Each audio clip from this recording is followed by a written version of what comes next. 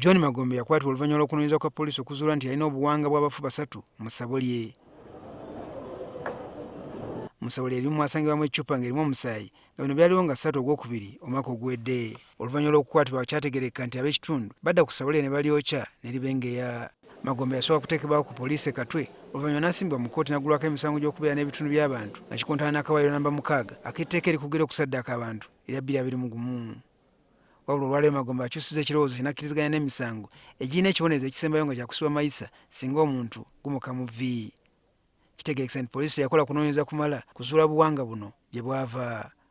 Wabula omulamuzi wa kkooti eno Mutonyi ono amuddiddemu bw'ategeeza nti obuwanga buno yabugula ku banne bwe bakola omulimu gwe gumu ogw'obusawozi.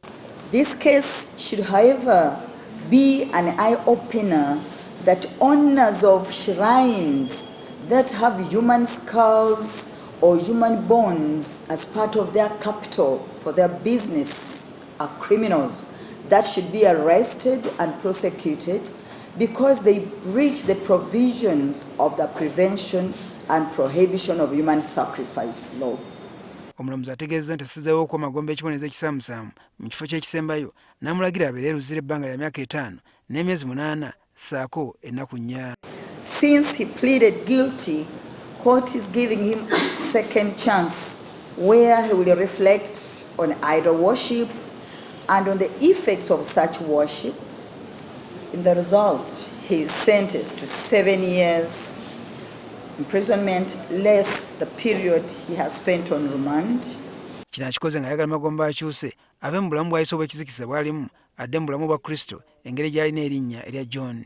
Reflect on his relationship with God and come out a better Christian since he uses the names of Magombe John. John is a Christian name. Omulamuzi Mutonyi era asabye bannayuganda okulupa abasawo b'ekinnansi bonna abatisatisa n'ebitundu by'abantu ng'agamba nti bino bifunibwa waliwo abattiddwa oba abatataganya eddembe ly'abafu nga baziikudde.